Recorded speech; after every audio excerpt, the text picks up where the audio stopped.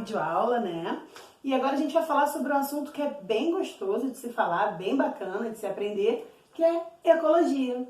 Bem tranquilo, tá, gente? Então, olha só. Separei aqui alguns conceitos básicos que vocês precisam entender sobre esse tema, né, de ecologia. E depois a gente vai se aprofundar um pouco mais nesse assunto. Vamos lá, então, olha só. O que significa ecologia? Ecologia seria o estudo da casa. Ecos vem do grego casa, tá? Então, logia a gente já sabe que é estudo, então é estudo da casa. Que casa é essa? A nossa grande casa, né? Seria o nosso planeta. Então, olha só, ecologia vai ser a interação dos seres vivos com o meio ambiente. Então, quando a gente fala sobre ecologia, a gente está falando de um total, tá? Através dessa interação dos seres vivos com o meio ambiente, a gente consegue compreender as necessidades de cada espécie. Então, quando a gente começa a entender essa interação aqui, fica mais fácil a gente tentar resolver alguns problemas que nós mesmos causamos ao meio ambiente, tá bom? E aqui eu botei aqui 3 conceitos básicos, que isso aqui vocês precisam ter na ponta da língua. O que é um habitat? Habitat é o local onde vive determinada espécie, onde habita determinado indivíduo. Nicho ecológico. Nicho ecológico, eu botei aqui entre aspas, é o modo de vida daquele indivíduo, tá? O que seria modo de vida? Do que ele se alimenta, em que horário ele se alimenta, se é um animal, se é um ser vivo de vida diurna, de vida noturna. Então, isso é o nicho ecológico daquela determinada espécie, tá? E o que seria abiótico? Abiótico é tudo que não tem vida, beleza? A, prefixo de negação, biótico, vida, abiótico. Então, seria algo sem vida. O que seriam os fatores sem vida quando a gente fala de ecossistema, de meio ambiente? Seria o ar, seria o sol, seria o vento, seria a chuva. Esses são fatores abióticos e a gente vai estudar esse conjunto desses fatores abióticos, tá bom? E aí, olha só, a gente tem aqui níveis de organização em ecologia. O que seriam esses níveis de organização, pessoal? Ó, a gente tem a população, o conjunto de populações a gente tem comunidade, no conjunto de comunidades a gente tem ecossistema e o conjunto de ecossistema nós temos a grande biosfera. E o que é a população, professora? População é o conjunto de indivíduos da mesma espécie habitando a mesma área geográfica. Isso a gente tem uma população. Então, uma população de abelhas são aquela espécie de abelha que habita aquela área geográfica. Uma população de hiena é aquela espécie da hiena que habita aquela área geográfica, beleza? Comunidade. Aí na comunidade eu vou ter o conjunto de populações, como eu falei para vocês, na mesma área geográfica. Então a comunidade vai ser um conjunto de várias populações que vão estar ali naquela mesma área geográfica. Show?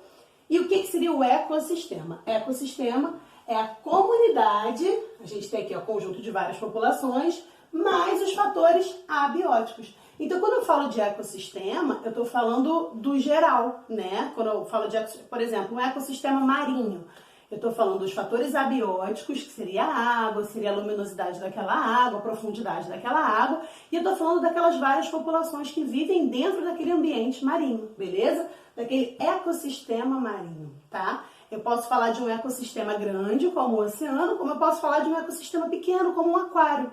Um aquário é um ecossistema, que eu tenho ali várias populações de peixes, né, com várias espécies de peixes diferentes, mas todo o fator abiótico daquele aquário. Então, é um ecossistema pequenininho, um aquário tá bom?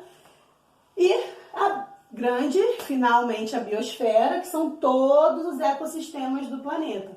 Quando eu falo de todos os ecossistemas do planeta, eu estou falando de hidrosfera, que aí a gente fala propriamente de água, né?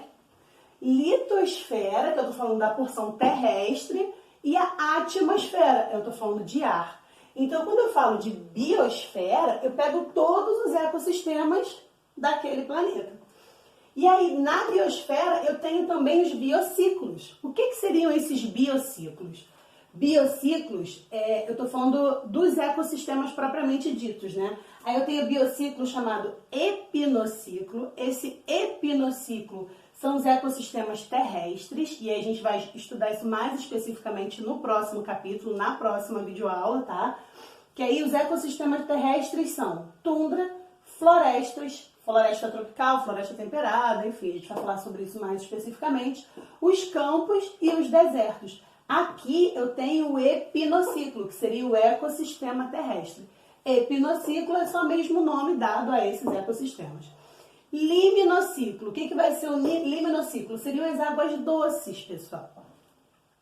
Quando a gente fala de água doce, a gente está falando que não é porque ela é doce, propriamente dita docinha, tá, gente? É porque ela não tem sal. A água doce é porque não tem sal, tá? Então ela tem 0,1% de sal. Então, assim, por isso que é chamada de água doce. Não que ela seja doce que tem açúcar, é porque ela não tem sal. E aí, o que constitui esse liminociclo? O liminociclo é constituído de lagos, lagoas, rios, riachos. E a gente vai estudar isso também um pouco mais aprofundadamente lá na frente, tá, gente? A gente vai ver bem o que tem mais biodiversidade, o que tem menos biodiversidade. Por que tem mais, que tem menos biodiversidade, tá? Então, água doce, liminociclo. Talassociclo, o que seria esse talassociclo? Eu estou falando do maior ecossistema da nossa biosfera. O maior ecossistema da nossa biosfera é o mar, são os oceanos, seriam as águas salgadas, que a gente tem 75% do nosso planeta de água salgada, tá, gente? Então, olha só, o talassociclo são as águas salgadas. Por que ela é salgada? Porque ela tem mais de 3% de sal. A gente tem dentro do talassociclo os oceanos, as partes costeiras, as praias, enfim, tudo isso constitui talassociclo. E os manguezais também, tá, pessoal? Manguezal também está dentro de talassociclo porque eles têm mais de 3% de sal na água, beleza?